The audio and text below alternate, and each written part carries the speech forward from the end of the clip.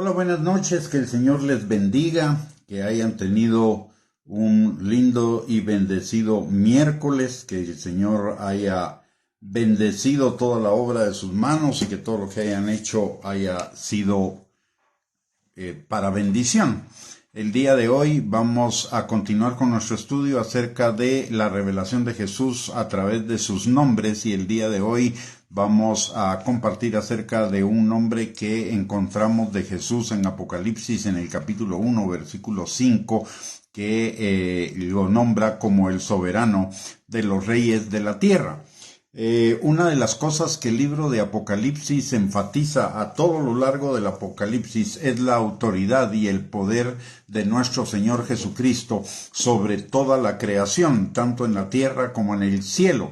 Él es el que tiene bajo su control todos los juicios del Apocalipsis, y eso nos demuestra una autoridad que está por sobre toda autoridad, la autoridad máxima en el universo, de acuerdo a lo que dice la palabra de Dios, que el Señor le dio toda autoridad en el cielo y en la tierra, en Mateo 28, versículo 18. Y también en el libro de Apocalipsis, junto con esto de del soberano de los reyes de la tierra, junto con esa nominación, también nos enseña que Jesús es el Rey de Reyes y el Señor de Señores, en Apocalipsis capítulo 17, versículo 14, y en Apocalipsis capítulo 19, versículo 16, de tal manera que podemos con toda propiedad decir que desde el principio del Apocalipsis hasta el final del Apocalipsis lo que se manifiesta es la soberanía de Dios sobre toda autoridad, sobre todo poder, sobre todo señorío,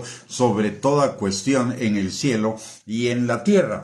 Al recibir toda autoridad en el cielo y en la tierra, es igual en autoridad al Padre, a la autoridad suprema. Recordemos que en Juan capítulo 17 el Señor insiste varias veces en que el Padre y Él son uno, y de hecho Él es la máxima autoridad y el máximo poder existente sobre todas las cosas: tribulación, angustia, persecución, hambre, desnudez, peligros, espada, muerte, lo presente, lo futuro, lo alto, lo profundo y cualquier cosa creada, como dice Romanos en el capítulo 8, versículo del 37 al 39. Esto implica que el Señor es autoridad no solo sobre toda cosa natural, sino sobre toda autoridad espiritual. Él reina igualmente sobre ángeles y demonios. De hecho, en la cruz del Calvario, Él despojó, la palabra nos enseña que Él despojó a los principados y autoridades y gobernadores de las tinieblas y los exhibió públicamente, triunfando sobre ellos en la cruz del Calvario. Lo dice Colosenses capítulo 2, versículos del 13 al 15. El diablo y sus demonios no son soberanos. El diablo y sus demonios solo pueden operar de acuerdo al permiso que el Señor les pueda dar, y el Señor siempre les da. Cuando el Señor les da permiso para actuar, es porque el Señor nos está fortaleciendo a través de las pruebas. Dice la palabra en Primera de Pedro, capítulo 5, versículo del 8 al 10, que el diablo anda como león rugiente buscando a quien devorar. Y todos esos padecimientos que el diablo pueda traer se cumplen en todos nuestros hermanos y con nosotros. ¿Para qué razón? Para que nuestra fe sea fortalecida, afirmada, perfeccionada, establecida en Él, y sea encontrada en alabanza cuando venga el Señor Jesucristo, sea premiada cuando venga el Señor Jesucristo. Nos lo dice también en Primera de Pedro, capítulo 1, versículos del 5 al 6. O sea, aún en medio de las pruebas, aún en medio de todas las situaciones que puedan venir en contra de nosotros, el Señor tiene control. De hecho, el diablo no tiene un poder ilimitado. La misma palabra de Dios dice que no vamos a ser tentados más allá de lo que podemos resistir, y juntamente con la tentación o con la prueba nos vendrá la salida. El Señor nos dará la salida por un lado, y por el otro lado la palabra nos recuerda en Romanos capítulo 8, versículo 26, que el Espíritu Santo nos ayuda en toda debilidad. Que además de todo lo que hemos mencionado, de que el Señor es rey sobre toda autoridad espiritual, de que el Señor es rey sobre todo el universo. Él es rey y eso implica que Él es rey sobre toda la creación natural. Él es rey, Señor, sobre el universo y toda la creación no humana, el mundo natural y el mundo social. De hecho, nada ha sido creado que no sea creado por Él, y por Él, de Él y para los propósitos de Él. Y por el otro lado, la palabra de Dios también nos recuerda que Él no solo crea todas las cosas, sino que Él sustenta todas las cosas con la palabra de su poder. Él es rey y Señor sobre todo ser humano. Una cosa es pero hay una diferencia ahí. Hay quienes, como nosotros los creyentes, que hemos reconocido ese señorío de Cristo sobre nuestras vidas y sobre todas las cosas, y quienes no lo han reconocido. Los que lo hemos reconocido, la palabra de Dios nos enseña que somos hijos de Dios. Los que no lo han reconocido son solamente criaturas de Dios, pero igualmente el Señor Jesucristo es Señor sobre todas las cosas. Dice la palabra en Hechos capítulo 4, versículo 36, que el Señor lo hizo Señor sobre todo. Nosotros no lo hacemos Señor. Nosotros lo único que hacemos es reconocer. Cuando somos salvos no lo hacemos Señor. Nosotros solo reconocemos que Él es el Señor de nuestras vidas. Por el otro lado, el Señor es Rey y Señor sobre la iglesia, sobre la congregación de todos los santos. Él es la cabeza, por lo tanto la iglesia no se dirige por sí misma, no se dirige por criterios humanos. La iglesia debe dirigirse sobre la dirección de Cristo a través de su palabra y a través de su Espíritu Santo. De hecho, la palabra nos enseña en Efesios capítulo 2, versículo 20, que la iglesia está fundada o está establecida sobre el fundamento de los apóstoles, siendo la principal piedra del ángulo Jesucristo mismo, en Efesios capítulo 2, versículo 20. Por el otro lado, el Señor autoridad, es Rey y Señor sobre toda autoridad terrenal. Romanos capítulo 13, versículos 1 y 2 nos enseña que no hay autoridad sino de parte de Dios, y las que hay por Dios han sido establecidas. Y también la palabra en Daniel 2:21 nos recuerda que Él pone y quita reyes. Y en el Salmo 2, versículos del 10 al 12, la palabra hace una amonestación a todas las autoridades y les dice: ahora pues, oh reyes, sed prudentes, admitid amonestación, jueces de la tierra. Servid a Jehová con temor y alegraos con temblor. Honrad al Hijo para que no se enoje y perezcáis en el camino, pues se inflama de pronto su ira. Bienaventurados todos los que en Él confían. Aquí, en cuanto a las autoridades, y ninguna autoridad es superior a Dios, ni siquiera una coalición de autoridades humanas pueden superar la autoridad del Señor. El Señor aún en esos casos sigue teniendo la autoridad del señorío, y Él permite esas cosas para el cumplimiento de sus planes, como nos lo enseña el Salmo 2, capítulo 2, el Salmo 2, versículos del 2 al 5. La palabra de Dios dice lo siguiente, dice: se levantarán los reyes de la tierra y príncipes consultarán unidos contra Jehová y contra su ungido, diciendo: rompamos sus ligaduras y echemos de nosotros sus cuerdas.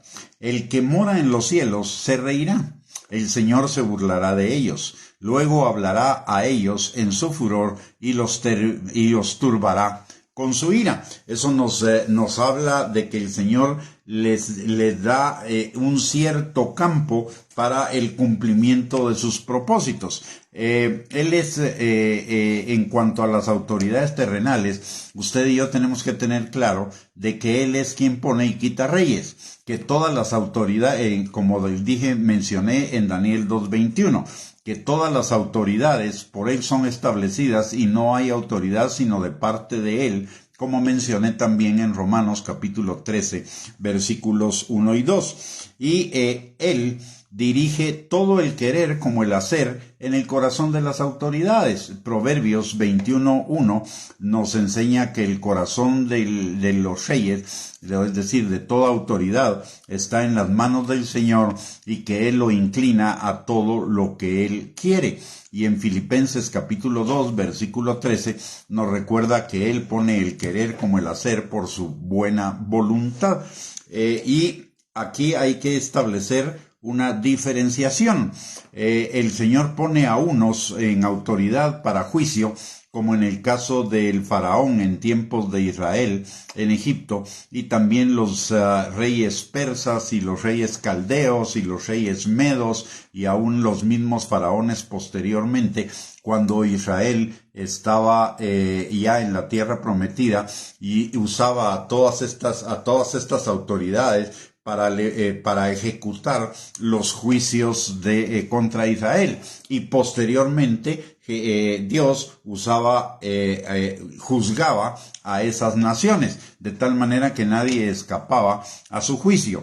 Y Dios como mencioné, Dios pone a unas autoridades como juicio y a otras autoridades para bendición. Y esto nos lo recuerda Proverbios 29:2. Dice la palabra que cuando los justos dominan, el pueblo se alegra, es decir, es bendecido, porque con la bendición de los justos la ciudad se alegra. Y más cuando domina el impío, el pueblo gime. Es decir, el Señor levanta autoridades, unas para bendición y otras para juicio. Pero usted y yo no debemos temer en ningún caso. ¿Por qué razón? Porque por ser Él el soberano de los reyes de toda la creación, de toda autoridad, y nosotros estamos en Él, y como Él vive en nosotros, por ser templos del Espíritu Santo, en Él somos más que vencedores. Va a probar nuestra actitud respecto a las autoridades, si vamos a cumplir el hecho de sujetarnos, si vamos a cumplir el hecho de bendecirlas aun cuando vengan en contra nuestra, etcétera. Eso es una prueba para nosotros, una prueba de fidelidad, una prueba de fe, una prueba en el control de Dios y de toda autoridad, y una prueba de nuestra confianza en que el Señor hará obrar todas las cosas para bien nuestro. Así que necesitamos cuidar nuestra actitud respecto a las autoridades. Esa es la lección en cuanto a las autoridades terrenales. La palabra dice algo más en Romanos capítulo 13, versículos 1 y 2. Dice la palabra que toda autoridad es puesta por el Señor y no hay autoridad sino de parte de Él, y las que hay por Dios han sido establecidas, de manera que el que se opone a la autoridad, a Dios, resiste. Así que tenemos que cuidar nuestra actitud hacia la autoridad. Ahora, una cosa es la sujeción a la autoridad y otra cosa es la obediencia. Nuestra sujeción debe ser completa. La sujeción es una actitud del corazón, es una actitud de respeto, de reconocimiento, no de la autoridad en sí, no de la persona en sí, sino de la autoridad que Dios ha delegado en esa persona y del control que Dios tiene sobre esa persona que ha delegado autoridad, ya sea para bendición o ya sea para juicio. Eso es una cosa, la sujeción es incondicional. Pero la misma palabra de Dios le pone una limitación a la obediencia, y esa la encontramos en Hechos capítulo 5, versículo 29, cuando Pedro y Juan reciben instrucciones del Sanedrín para que no prediquen de Cristo, y ellos le responden que es preciso obedecer antes a Dios que a los hombres. Por lo tanto, nuestra obediencia, nuestra sujeción a las autoridades debe ser total, pero nuestra obediencia es parcial hasta donde los mandatos de la autoridad, las decisiones de la autoridad no impliquen que usted y yo pequemos, nos hagamos participantes del pecado de ellos. Entonces la autoridad para nosotros es una prueba. Es una prueba, vuelvo a repetir, la autoridad para nosotros es una prueba de nuestra actitud, de nuestro corazón, respecto a si vamos a ser sujetos y a si vamos a ser obedientes y principalmente a la palabra de Dios. Más nosotros obedecemos más a la palabra de Dios que a la autoridad natural, a la autoridad gubernamental. Obedecemos la autoridad gubernamental porque la palabra de Dios nos dice que la obedezcamos, no por la autoridad gubernamental en sí, sino por la unción y la delegación que Dios ha puesto sobre ellos. Recordemos que en Romanos capítulo 13, versículos del 13 en adelante, también nos dice que las autoridades son puestas por Dios y son para premiar al justo y para castigar al malo. O sea, son para bendición o son para juicio. Y nosotros debemos tener claro esa parte y por ello sujetarnos incondicionalmente y obedecer hasta la medida que ellos no decidan algo en contra de la palabra de Dios. Volviendo a que Jesús es Rey de Reyes y Señor de Señores, la máxima autoridad en el universo, eso implica que toda la creación, los seres humanos, el mundo social, el mundo natural y el universo deben darle la honra debida a su nombre, y eso implica varias cosas. La primera, miren, muchísima gente cuestiona a Dios por cosas que Dios permite, como por ejemplo las situaciones de corrupción, de hambre, de pobreza, etcétera. Y lo primero que tenemos que entender es una cosa: Dios no es el autor del hambre, de la corrupción, de la pobreza, de la enfermedad, etcétera. Esas son resultados de lo que el hombre ha hecho con una creación que Dios hizo y había determinado que fuera perfecta, pero por la caída y la desobediencia del hombre, entonces entró el mal. Todo lo que está mal es por la ausencia de Dios en el corazón de los hombres. Número 1. Número 2. Dios, de alguna manera, utiliza todas esas cosas para el cumplimiento de su propósito. A unos para llevarlos a la desesperación, y la palabra de Dios dice que Dios nos saca del hoyo de la desesperación. Otras para juzgar la desobediencia, la idolatría, como lo hizo con el pueblo de Israel. O sea, Dios siempre está en control. Dios no pierde el control. No es que Dios lo permita, es que eso es el resultado de la palabra de Dios. Recordemos algo, no es que Dios lo haga, Dios lo permite, porque Dios le dio al hombre la alternativa de hacer lo bueno y vivir en bendición, o hacer lo malo y cosechar muerte. La palabra de Dios dice en el Salmo 30, versículos 19 al 20: Hoy he puesto delante de ti la bendición y la maldición. Escoge pues tú, la bendición y la maldición, la vida y la muerte. Escoge pues tú la bendición y la vida para que te vaya bien. Así que el mal, que es la ausencia de la obediencia a Dios en el corazón del hombre, no es la creación de Dios, es el resultado de que el hombre se aparta de Dios. Y como todo pecado, no solo es un pecado individual, sino también es un pecado social. Por eso la palabra de Dios dice que amemos a nuestro prójimo y que el amor al prójimo es el cumplimiento de la ley, porque todo pecado no solo tiene una connotación individual, sino tiene consecuencias sociales. Resulta que vivimos, el mundo vive en situaciones de pobreza, de enfermedad, de corrupción, etcétera, por la codicia del hombre. De hecho, el Dios de este siglo usa la codicia como su arma principal, la codicia, la inmoralidad sexual, etcétera, y eso produce todos los males o trae como consecuencia todos los males que hay en la creación.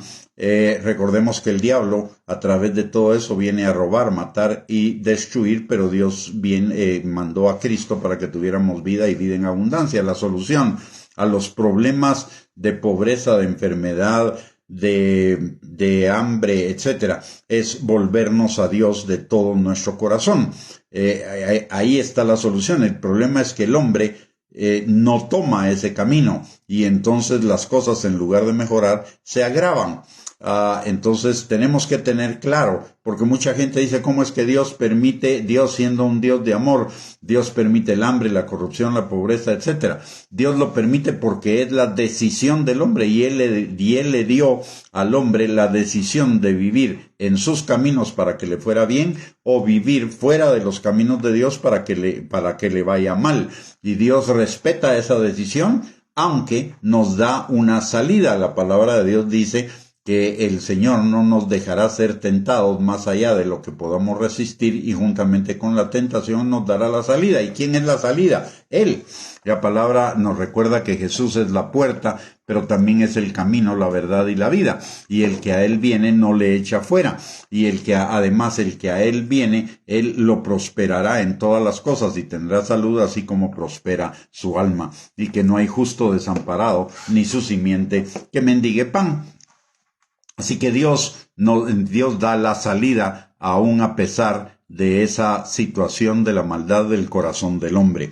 Entonces, una vez aclarado este punto, el que Él sea el Rey de Reyes y Señor de Señores implica que toda la creación, los seres humanos, el mundo social, el mundo natural y el universo deberían darle la honra debida a su nombre, lo que implica en primer lugar el agradecimiento y alabarle por su poder, autoridad, señorío, soberanía. Como dice la palabra en el Salmo 100, versículo 4, entrad por sus puertas con acción de gracias y por sus atrios con alabanza.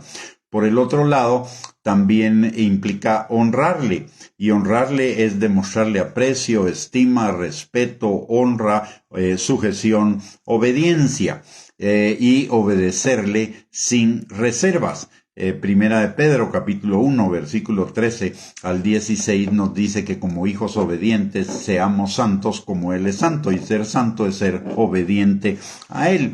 También en Mateo, capítulo 6, versículo 10, recordemos que el Señor Jesucristo nos enseñó a orar: venga tu reino a la tierra, hágase tu voluntad en la tierra como en el cielo. Y por el otro lado, la palabra de Dios nos recuerda que si buscamos el reino de Dios y su justicia, si le obedecemos, entonces todas las cosas nos vendrán por añadidura. El agradecimiento, el honrarle, el obedecerle y todo lo demás es para bendición nuestra, no para Dios. Dios no necesita ni de nuestro agradecimiento, ni de nuestra honra, ni de que nosotros le obedezcamos, ni que le sirvamos, porque Él es Dios por encima de todas esas cosas. A los que les conviene es a nosotros mismos. Otra cosa que como el soberano de los reyes de la tierra, nuestra respuesta a ello debería ser servirle con un corazón agradecido y diligente. La palabra de Dios en el Salmo 100, versículo 1 al 3 nos dice, antes del agradecimiento, dice: cantad alegres a Dios, habitantes de toda la tierra, servid a Jehová con alegría, venid ante su presencia con regocijo, reconoced que Jehová es Dios. Él nos hizo y no nosotros a nosotros mismos. Pueblo suyo somos y ovejas de su prado.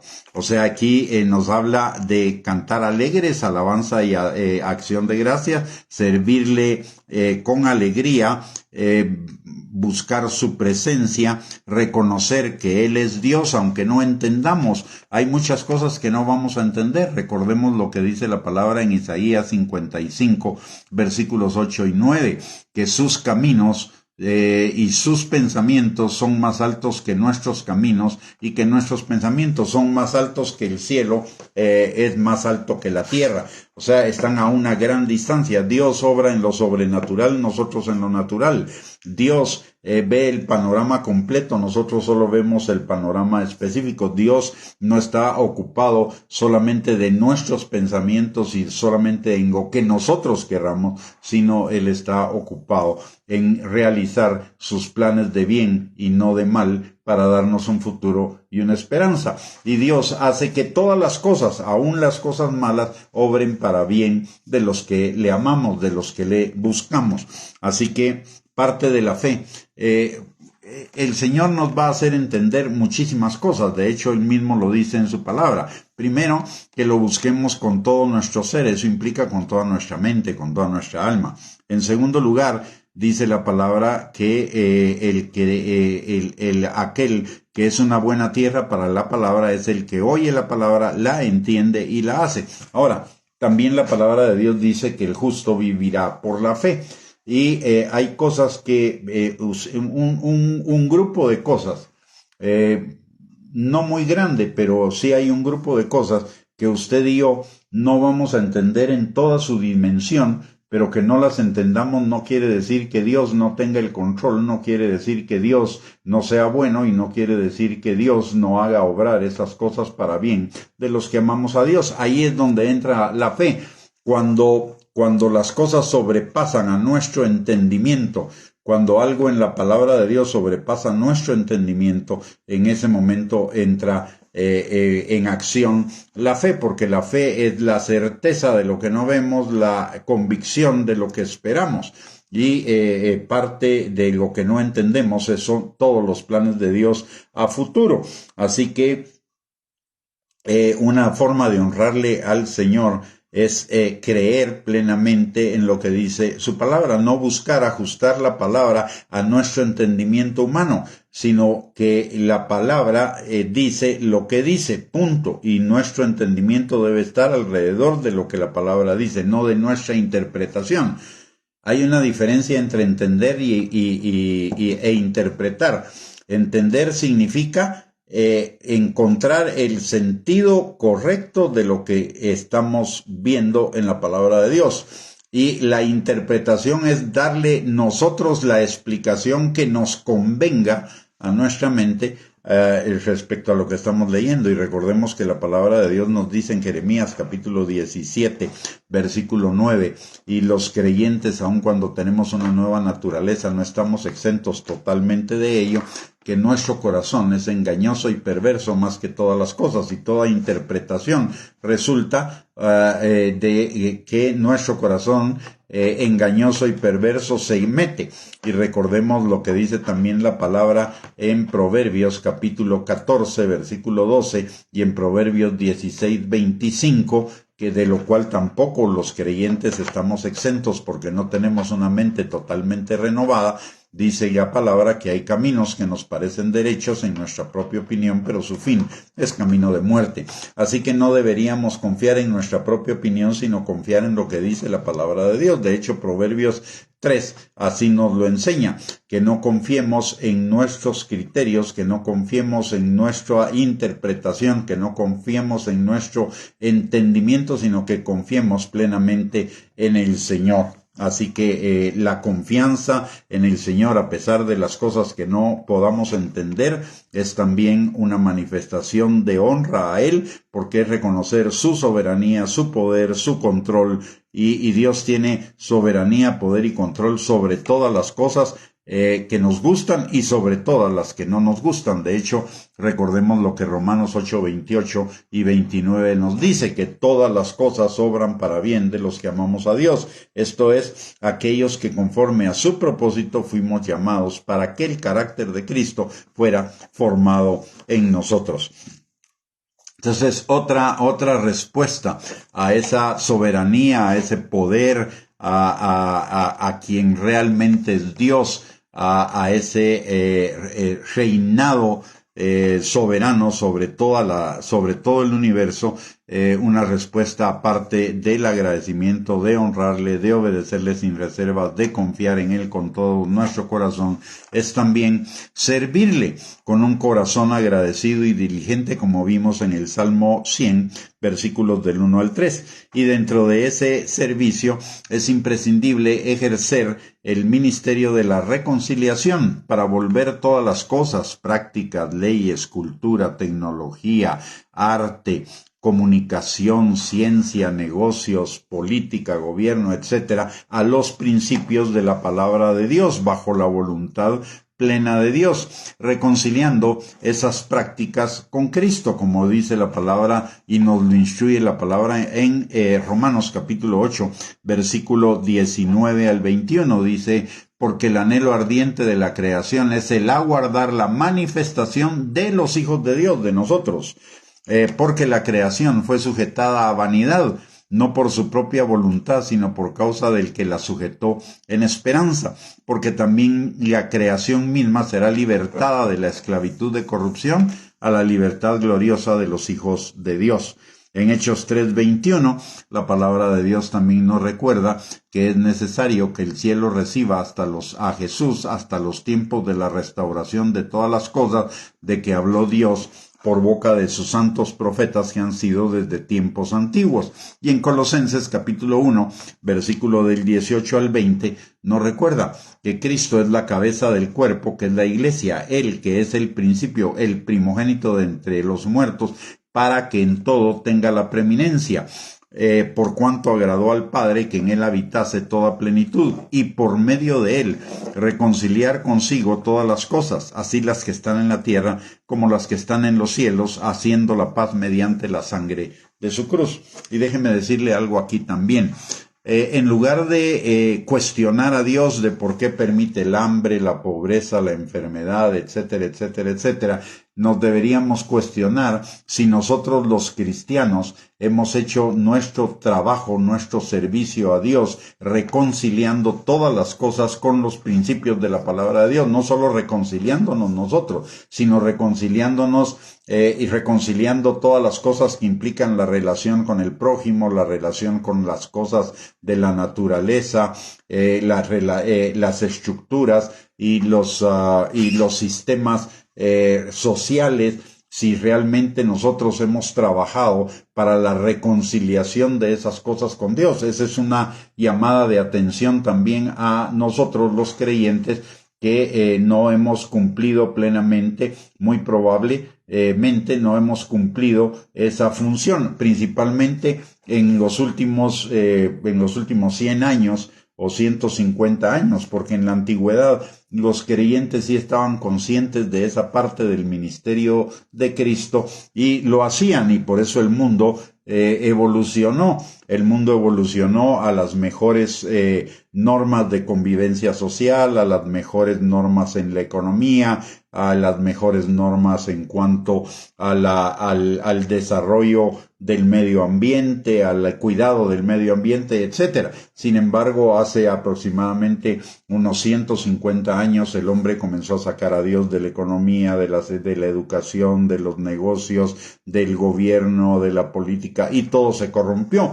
Así que, de alguna manera, en lugar de preguntarle a Dios por qué permite Él esas cosas, nos deberíamos preguntar si nosotros estamos haciendo la función para la cual Él nos llamó.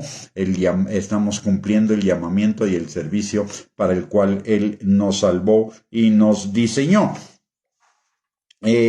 Otra cosa que debe ser nuestra respuesta a esa soberanía de Dios, a ese rey como soberano de todos los reyes de la tierra, es hacer todas las cosas con excelencia, lo mejor que podamos, como para Él y no para las demás personas, como nos enseña Colosenses 3:23, de tal manera que el Señor sea glorificado en todo lo que hacemos, como nos lo enseña también Marcos capítulo 5, versículo 16.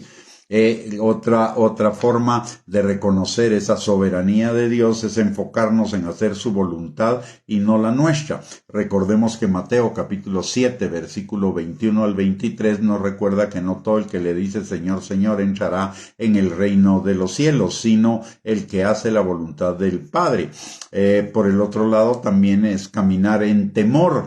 Si bien es cierto, Dios es amor, también la palabra nos recuerda que el principio de la sabiduría es el temor a Dios, y el temor a Dios nos lleva a la obediencia, y la obediencia nos lleva a la transformación, y la transformación nos lleva a que todas las cosas sean reconciliadas con Dios, a la santidad también.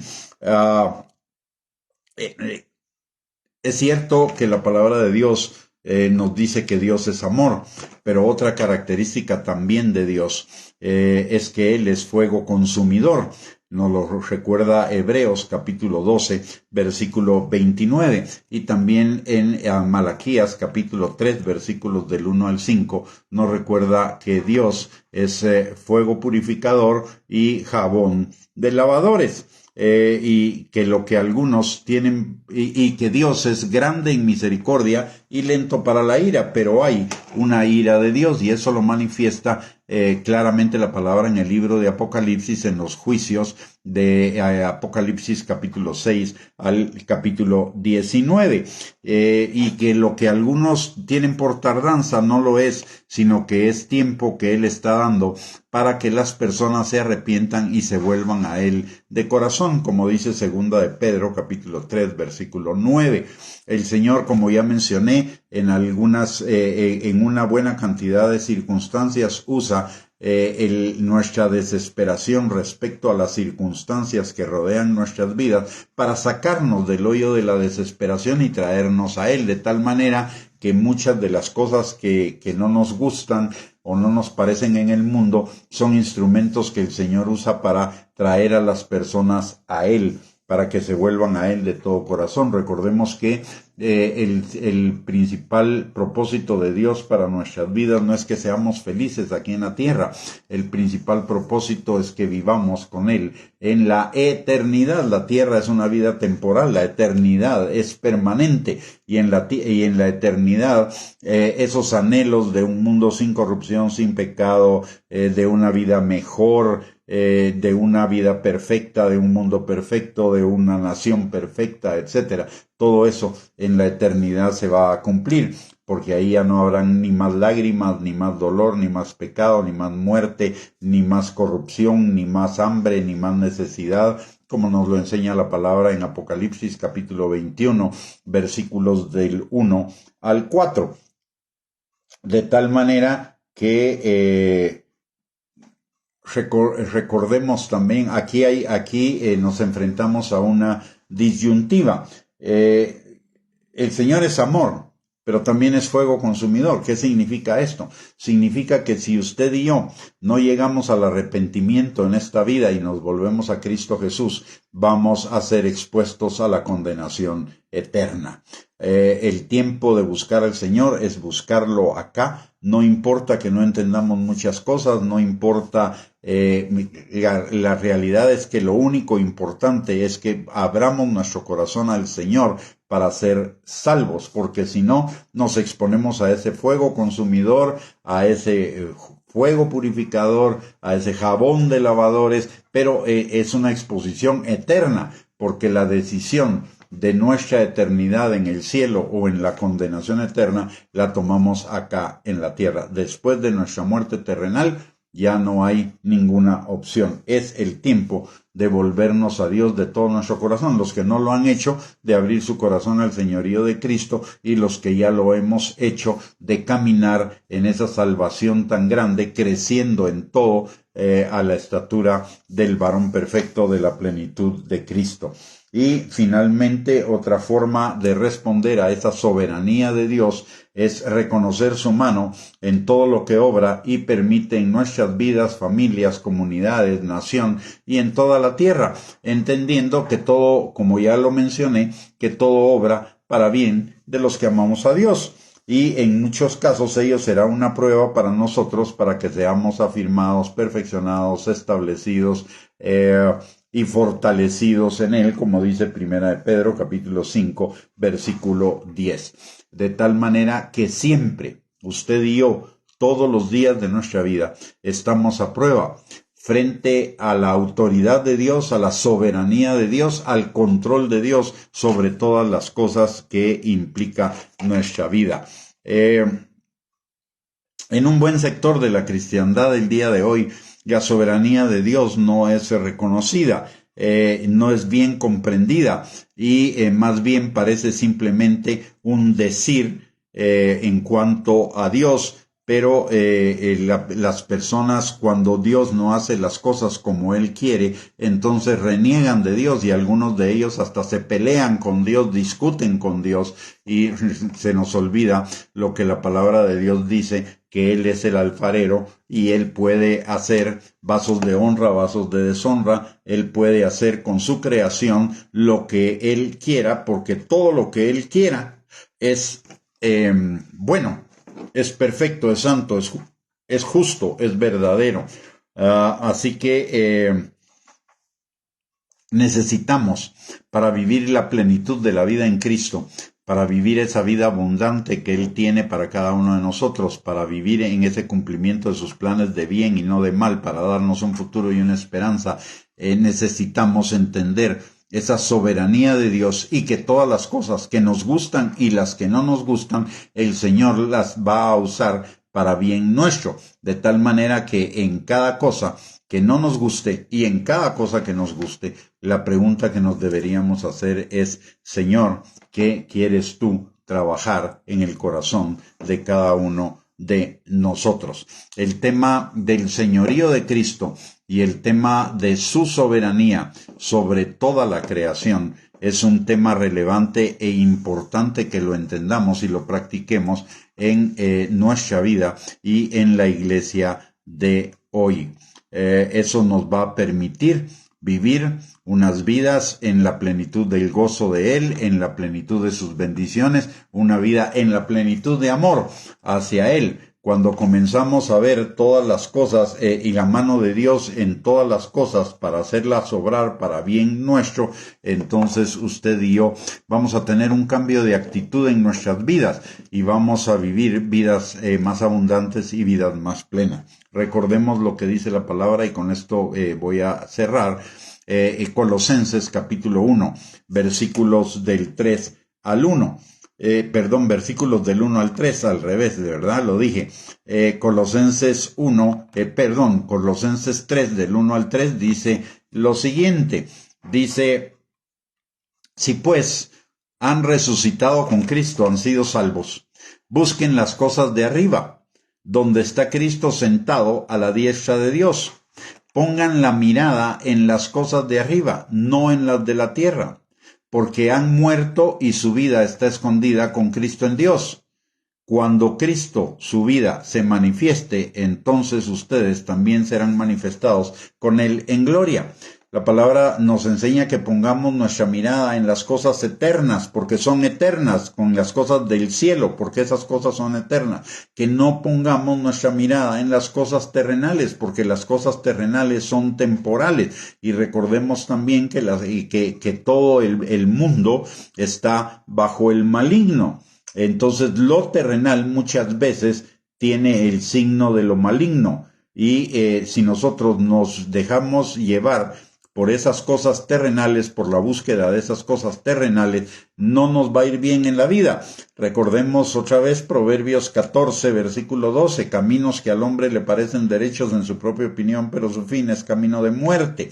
Y recordemos también lo que dice Juan 10:10, el diablo viene para robar, matar y destruir, y usa todas esas cosas para robarnos, matarnos y destruirnos la vida abundante que tenemos en Cristo Jesús. Por eso necesitamos tener muy claro que necesitamos poner nuestra mirada en las cosas eternas, en las cosas del cielo, no en las cosas temporales.